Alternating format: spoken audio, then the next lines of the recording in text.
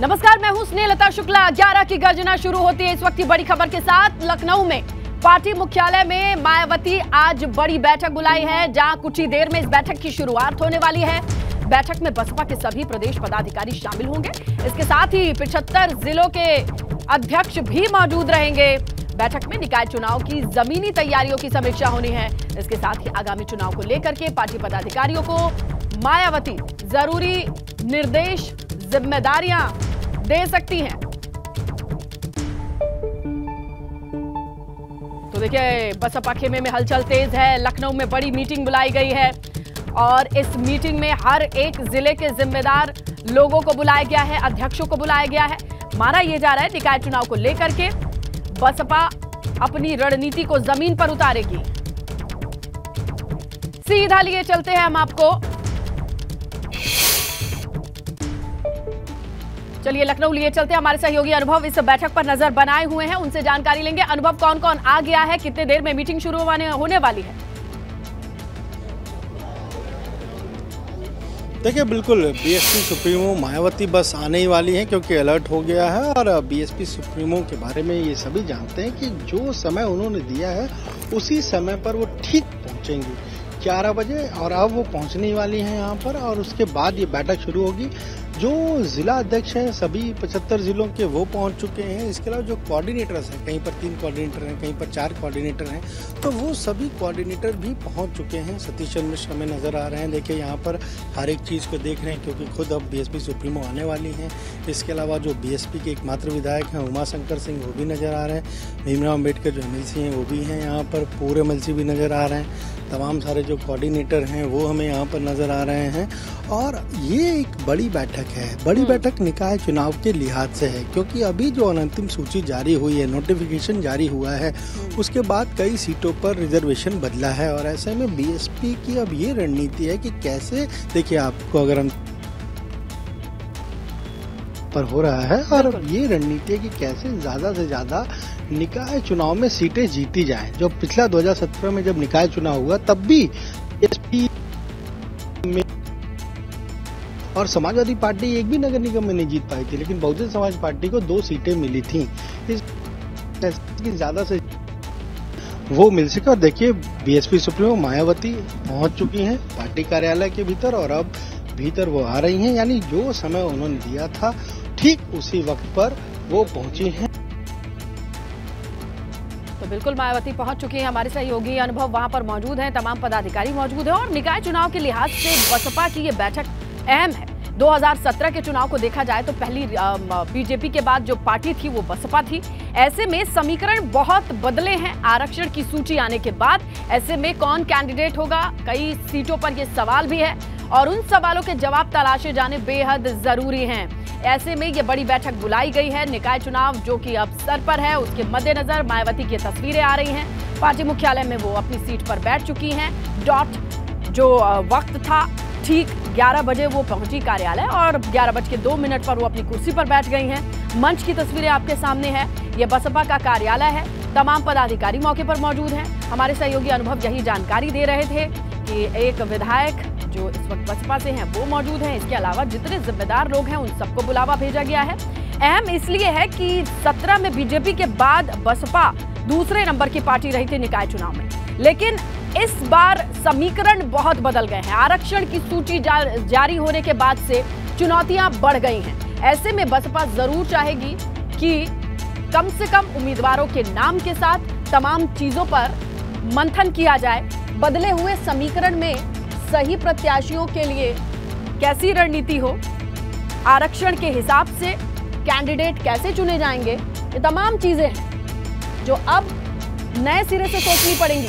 आरक्षण की सूची जारी होने के बाद से नए सिरे से कैंडिडेट की तलाश भी करनी होगी। कई ऐसी सीटें हैं जहां उम्मीदवारों ने अपनी तैयारी तो कर रखी थी, लेकिन आरक्षण की सूची ने सारा खेल पलट दिया। ऐसे में बसपा को भी अपनी रणनीति में नए नाम की तलाश, किस तरीके से समीकरण सही बैठे, सटीक बैठे, ये तमाम चीजें हैं।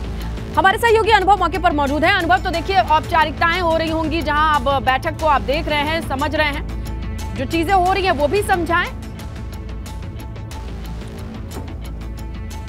देखिए बिल्कुल, बीएसपी सुप्रीमो मायावती पहुंची तो फिर फोटो अपॉर्चुनिटी भी थी, वहां पर मीडिया को अलाउ किया गया और जो पदाधिकारी थे सभी, वो जिला अध्यक्ष और कोऑर्डिनेटर्स, वो भी अंदर मौजूद हैं। अब बीएसपी सुप्रीमो देखिए आप बैठी हुई हैं और अब वो शुरू करेंगी बैठक, क्योंकि बहुत महत्वपूर्ण बैठक है जो बात हम कह रहे हैं। और आप देखिए 2022 का विधानसभा चुनाव बसपा के लिहाज से उसे बेहतर चुनाव नहीं कह सकते, क्योंकि केवल एक सीट बहुजन समाज पार्टी ने यूपी में विधानसभा में जीती। तो ऐसे में पार्टी को ये लग रहा है कि 2024 का लोकसभा चुनाव है वो, और उससे पहले अगर ये निकाय चुनाव है, यहाँ पर कम से कम अपनी तैयारियों को बेहतर किया जाए और उसको जांचा कैसे जाए कि लोकसभा के लिए बसपा कितनी तैयार है।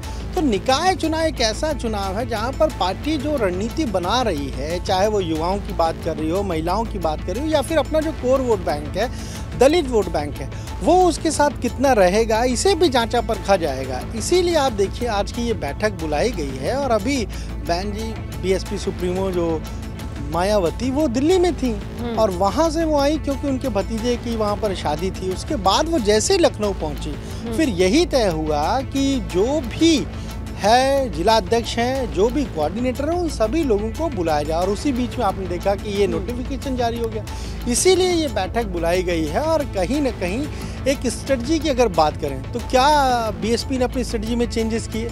एक तो जो पुराने कैडर के लोग हैं, कोशिश ये हो रही है कि जिलों में जो बूथ स्तर के लोग हैं उनको जोड़ा जाए, यानी जो साथ में नहीं हैं या चले गए हैं उनको वापस से साथ मिलाया जाए। एक ये रणनीति बदली हमने 2022 के जो विधानसभा चुनाव थे उसके बाद ये बदलाव देखा। फिर अगर आप बात करिए तो जो यूथ की बात, अब बहुजन समाज पार्टी में युवाओं की बात हो रही है कि कैसे युवाओं को पार्टी से जोड़ा जाए। उसके पीछे एक वजह ये भी हो सकती है कि चंद्रशेखर की जिस तरीके से सक्रियता बढ़ी है खासतौर से उत्तर प्रदेश में, और हमने खतौली में देखा कि वहाँ पर जब वहाँ पर चुनाव हुए, उपचुनाव हुए, तभी वहाँ चंद्रशेखर मौजूद थे। तो ऐसे में अब बसपा को लग रहा है कि जो यूथ है, जिसको कोर वोटर वो मानते थे, अगर उसका यूथ चला गया या साथ में नहीं आएगा तो उसका नुकसान होगा। इसीलिए यूथ को जोड़ने की कवायद शुरू हो गई है। आकाश जो मायावती के जहां पर पार्टी ने कम से कम अच्छा किया था, दूसरे नंबर की पार्टी रही थी अगर निगम में बात करें, लेकिन इस बार 22 को रेफरेंस ना मानते हुए अपने आगे की रणनीति पर फोकस कर रहा है। ये सब चीजें चल रही हैं बसपा कार्यालय में, इस पर नजर बनी हुई है। शुक्रिया अनुभव। आइए आगे बढ़े, बात करते हैं लखनऊ से आई खबर की। ओलावृष्टि से खराब फसलों का सर्वे कराया जाए, बड़ी खबर मिल रही है। मुख्यमंत्री योगी आदित्यनाथ ने जिलाधिकारियों को यह निर्देश दिया है, पिछले 24 घंटे में ओलावृष्टि से जितना नुकसान हुआ है उसका आकलन किया जाए, उसका सर्वे कराया जाए और प्रभावित किसानों को राहत देने की तैयारी में सरकार। 24 घंटे में ओलावृष्टि से हुए नुकसान का सर्वे कराया जाए, सीएम योगी का यह निर्देश है। सीएम ने जिलाधिकारियों को यह निर्देश दिया, सर्वे कराकर राहत देने की प्रक्रिया जल्द शुरू हो। उत्तर प्रदेश में पिछले 24 घंटे से आकाशीय बिजली और बढ़े हुए पानी में डूबने से 7 मौतें हुई हैं।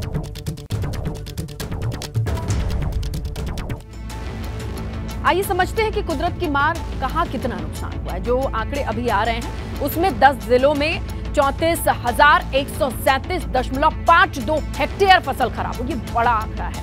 ओलावृष्टि से 1,24,097 किसान जो हैं वो प्रभावित हुए हैं और प्रभावित किसानों को अगर देखा जाए 5,638 लाख रुपए दिए जाएंगे। ये थोड़ा सा आंकड़ा ज्यादा है, जिसे 39 लाख ही समझिए।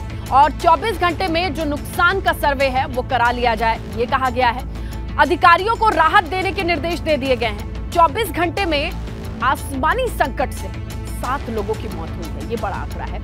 सीएम ने प्रदेश में जनहानि पर शोक व्यक्त किया है और इसके साथ ही 4,738 किसानों की 2,804.15 हेक्टेयर फसल खराब हुई है। बरेली में आई, बरेली की बात करें तो 3,090 किसानों की 559 हेक्टेयर फसल बर्बाद हो चुकी है, जो पकने की कगार पर थी।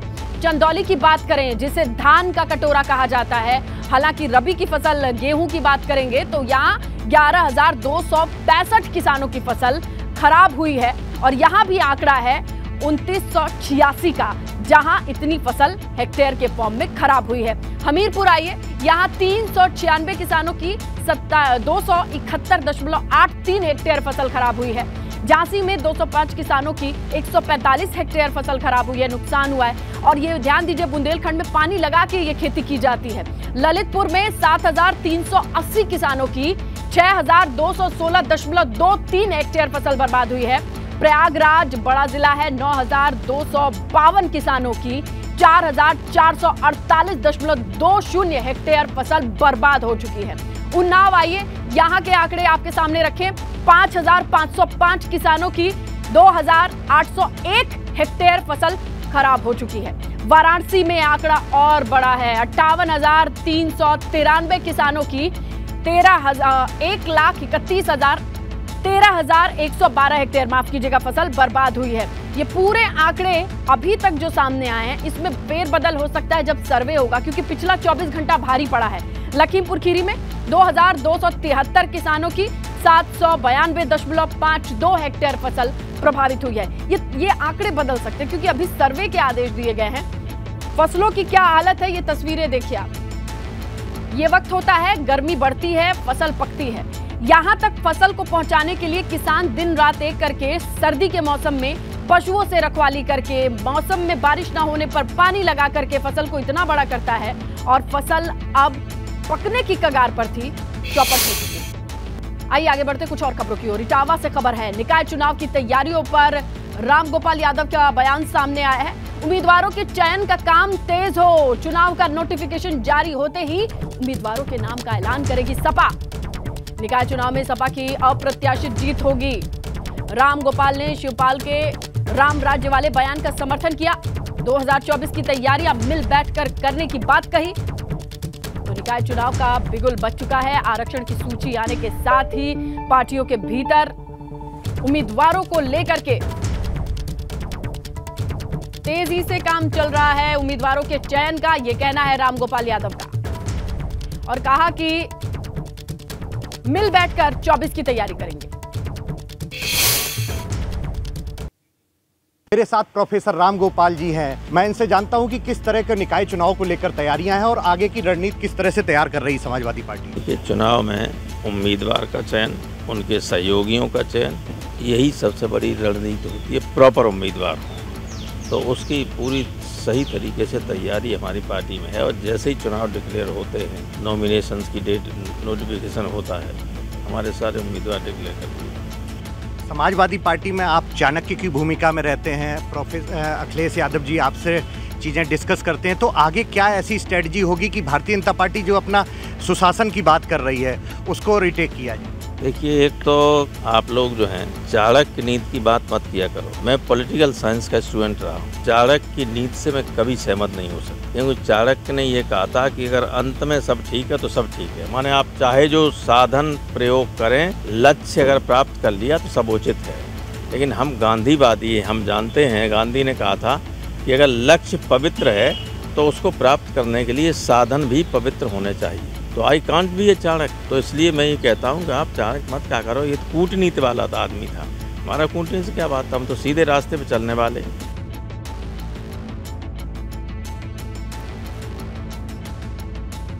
तरीके से निकाय चुनाव को लेकर के प्रोफेसर साहब ने ये बातें कही। रामगोपाल यादव का कहना है, राष्ट्रीय महासचिव है समाजवादी पार्टी की ओर से, अब जैसे ही आरक्षण की सूची सामने आई है, कैंडिडेट के नाम को लेकर के सभी पार्टियां मुस्तैद हैं। एक तरफ बसपा भी मीटिंग कर रही है और उम्मीदवारों के चयन की प्रक्रिया में तेजी आएगी, ये रामगोपाल यादव का कहना है। हमारे सहयोगी अनुभव से ज्यादा जानकारी लेते हैं और आगे भी इस खबर पर हमारी नजर बनी हुई है, क्योंकि निकाय चुनाव की हलचल अब तेज हो चुकी है। आइए शिवपाल यादव ने राम राज्य वाले मुद्दे पर क्या कहा था, ये हम आपको दिखाते हैं।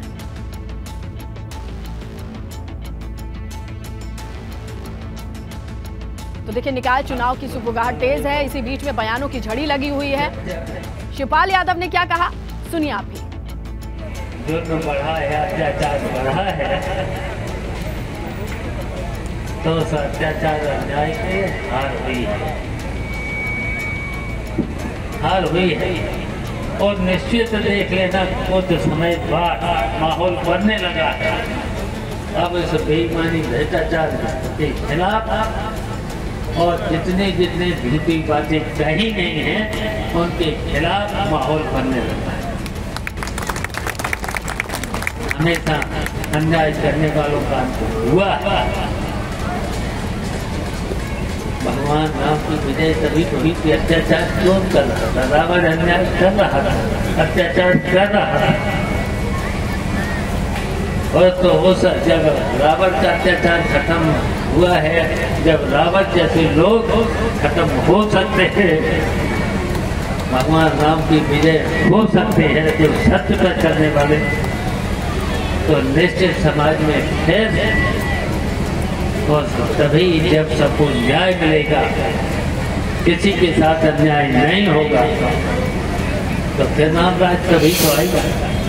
आगे बढ़ते हैं, देवरिया से खबर मिल रही है। वेटनरी अस्पताल में पुरानी ईंटें लगाई जा रही हैं। मॉडर्न वेटनरी अस्पताल में पुरानी ईंटों से निर्माण कार्य चल रहा है। अधिकारियों ने तुरंत निर्माण कार्य ढहाने की बात कही है। दीवार को तोड़कर नया निर्माण बनाने का आदेश मिला है। पूरे मामले की जांच कराई जाने की सिफारिश भी की गई है। मॉडर्न वेटनरी अस्पताल बनाया जा रहा है, लेकिन जो ईंटें इस्तेमाल की जा रही है वो पुरानी है। यह खबर मिलने के बाद इस पूरे मामले पर जांच बिठाई गई है और साथ ही पुरानी ईंटों को तोड़ने के लिए निर्देश दिया गया है। देवरिया से यह मामला सामने आया है। वेटनरी अस्पताल का कंस्ट्रक्शन चल रहा था और नींव से ही पुरानी ईंटों के इस्तेमाल को करते देखा गया। इस पूरे मामले पर संज्ञान लिया गया है। इस दीवार को तोड़ करके,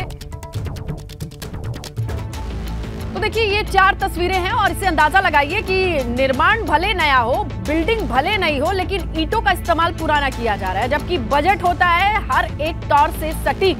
लेकिन वेटनरी अस्पताल में कितनी पुरानी ईंटें हैं? 5 करोड़ की लागत से यह अस्पताल बनाया जाना है। पुरानी ईंटों को अब तोड़ने का आदेश दिया गया है। जो कंस्ट्रक्शन की क्वालिटी है घटिया है अस्पताल जैसी जगह में। अंदाजा लगाइए, बारिश और खराब मौसम के साथ इस पुरानी ईंट वाले कंस्ट्रक्शन में अस्पताल बनाने के बाद जो मरीज नीचे रहते हैं और जो डॉक्टर रहेंगे, उनकी जिंदगी के साथ खिलवाड़ नहीं है तो क्या है ये? सरेआम भ्रष्टाचार की नींव कैसे रखी जा रही थी, इसकी बानगी है ये 4 तस्वीरें, आप समझ सकते हैं। वेटनरी अस्पताल में पुरानी ईंटें, 5 करोड़ की लागत से निर्माण और पुरानी ईंटें हटवाने के लिए ये आदेश दिया गया है। तो पशुओं के लिए जो बनता अस्पताल है, ईंटों की क्वालिटी पे नजर डालिए। घटिया सामान इस्तेमाल किया जा रहा है और ऐसे में लोगों को डर है कि कभी भी कोई भी दुर्घटना हो सकती है। अब हम आपको लिए चलते हैं, हमारे सहयोगी संजीत शाही की वो एक्सक्लूसिव रिपोर्ट दिखाते हैं, जिसे देखकर आखिरकार प्रशासन कार्रवाई के लिए तैयार हुआ है। बिल्डिंग बनाना था, मगर ये खेल देख सकते हैं मेरे पीछे कितना बड़ा खेल खेला गया। ये पुराने ईंटें हैं।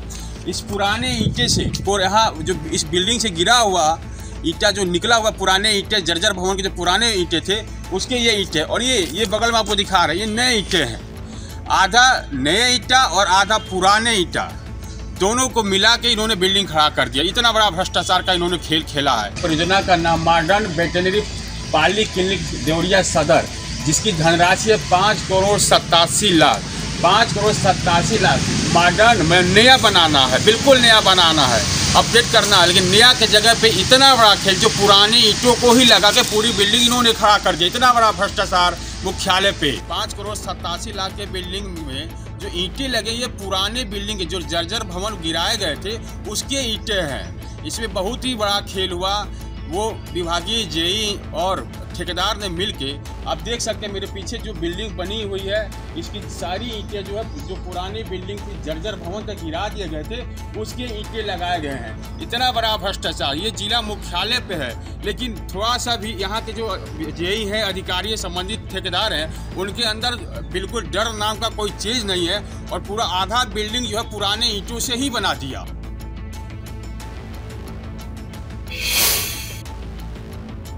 एबीपी गंगा ने जब भ्रष्टाचार की पोल खोली तो अधिकारी भी हरकत में आए। न केवल तुरंत पुरानी ईंटों से निर्माण को गिराने के आदेश दिए, बल्कि जिम्मेदारों पर कार्रवाई की भी बात कही। इतना पुराना ईंटा लगाया उसको तोड़ करके हटाने के लिए कहा है और नई ईंटों से फिर दीवार की चुनाई करेगा। निरंतर 10-15 दिन के अंदर में जरूर समय निकाल के देख लेते हैं। 3 बार तो मेरे द्वारा, अन्य हमारे स्टाफ द्वारा बराबर ईंटों की क्वालिटी के बारे में कहा जाता रहा है। एग्जीक्यूटिव इंजीनियर को भी पत्र लिखा गया है और जब पहले पत्र लिखा गया है तो सुधार किया है। अब की बार इनने जो है फिर से बदमाशी की और जो है पुराने ईंटें लगा दिया। हालांकि हमसे ये भी कह रहे थे कि इसकी स्ट्रेंथ अच्छी है। मैंने जब पूछा कि क्यों लगाया तो इसकी स्ट्रेंथ अच्छी है, तो स्ट्रेंथ के बारे में तो मैं कुछ नहीं कह सकता। मैं कहा भाई पुराने में लिखा तो नहीं है पुराना ईंटा लगेगा, इसलिए उसको गिराएगा चाहे स्ट्रेंथ उसकी कितनी अच्छी हो, और गिरा करके नहीं ईंटा लगेगा। तो एबीपी गंगा के सवाल यहाँ है, वेटनरी अस्पताल के निर्माण में पुरानी ईंटों का इस्तेमाल क्यों? क्या जिम्मेदार कार्यदायी संस्था पर कोई कार्रवाई होगी? निर्माण कार्य में ठेकेदार प्रशासन की मिलीभगत तो नहीं? वेटनरी अस्पताल के निर्माण कार्य की मॉनिटरिंग क्यों नहीं है? और है जिसकी जिम्मेदारी तो क्या उसने नहीं देखा? वेटनरी अस्पताल के निर्माण में पुरानी ईंटों का इस्तेमाल, क्या सिर्फ ईंटों का इस्तेमाल हुआ होगा? बाकी की कंस्ट्रक्शन क्वालिटी क्या वो सही होगी? क्योंकि सिर्फ ईंट जिससे बुनियाद बनाई जा रही है वही खराब है, तो ये क्यों ना मान के चले कि बाकी जगहों पर भी मिलीभगत होगी? किस तरीके की क्वालिटी होगी कंस्ट्रक्शन की जहां ईंटें ही पुरानी इस्तेमाल की जा रही हैं, और क्यों की जा रही हैं? जब सरकार की तरफ से फंड मिल रहा है तो आप पुरानी ईंटों को सही स्ट्रेंथ का बता करके क्यों इस्तेमाल करेंगे? अपने घर के लिए करते क्या? जब कंस्ट्रक्शन होता आप पुरानी ईंटों से अपना घर बनाते क्या? नहीं ना। ऐसे में जब पुरानी ईंटों का इस्तेमाल करके वेटनरी अस्पताल बनाया जा रहा है, जिसके लिए बराबर बजट, बराबर पैसे मिल रहे हैं हमारे आपके टैक्स के, उसका इस्तेमाल इस तरीके से क्यों? और हम क्यों ना माने कि अगर ईंटें पुरानी हैं तो सीमेंट और बाकी का कंस्ट्रक्शन भी घटिया क्वालिटी का होगा? इस बात की जांच कौन करेगा? मुख्य विकास अधिकारी रविंद्र कुमार हमारे साथ एबीपी गंगा पर जुड़े हैं। रविंद्र जी, बहुत स्वागत है आपका एबीपी गंगा पर। मैं स्नेहलता शुक्ला हूं। ये कैसे मान लिया जाए कि अगर पुरानी इस्तेमाल की गई ईंटों की तस्वीरें आ रही हैं तो बाकी की कंस्ट्रक्शन क्वालिटी भी अच्छी होगी? नहीं, उस बिल्डिंग का समय समय पर मेरे द्वारा भी, जिलाधिकारी महोदय द्वारा भी, अन्य अधिकारियों द्वारा जांच किया जा रहा है। इस बीच इन्होंने पिछले 3-4 दिनों में जो ईंटें यूज की हैं, कल हमने विजिट किया, हमारे साथ मुख्य अधिकारी भी थे, और इसको तत्काल तोड़ करके, जितना पुरानी ईंटों का प्रयोग किया गया तत्काल तोड़ करके। अच्छा जितेंद्र जी, मैं बहुत ज्यादा नहीं जानती हूँ, लेकिन आपसे समझना चाहूंगी कि एक मिनट हाँ पूरी बात सुन लीजिए प्लीज। हाँ। और क्योंकि इन्होंने इस तरह का गलत काम किया तो इनके खिलाफ ब्लैक टेस्टिंग और अन्य कार्रवाई करने के लिए मुख्य अधिकारी को निर्देश भी दे दिए गए। चलिए, ये बहुत अच्छा लगा जान के, लेकिन मैं नहीं जानती, आप जानते हैं कि कितना सीमेंट और बालू का रेशियो होता है, कितने तरीके से ये दीवारें बनाई जाती हैं? मुझे अंदाजा नहीं है। वो रेशियो हर जगह का अलग होता है, चिनाई का अलग होता है, दीवार का अलग होता है, सीसी बनाते अलग होता है। वो है, एस्टिमेट भी साथ में था हम लोगों के, हमारे साथ इंजीनियर भी थे। अच्छा, इंजीनियर भी थे, तो उनका भी ये कहना है कि ये ठीक है, और ये उसकी तरफ से जवाब आई, ये सही हूँ क्या मैं कि स्ट्रेंथ अच्छी है? नहीं, मैं मेरे साथ पीडब्ल्यू के इंजीनियर थे, उन्होंने देखा और तत्काल होगा नहीं, ये ठीक नहीं से हटाया जाए तत्काल, और तोड़ने निर्देश जारी कर दिया और तोड़ना शुरू भी करा दिया अपने सामने। जी, चलिए, ये आपने सुनिश्चित किया रविंद्र जी कि बाकी की कंस्ट्रक्शन क्वालिटी अच्छी है।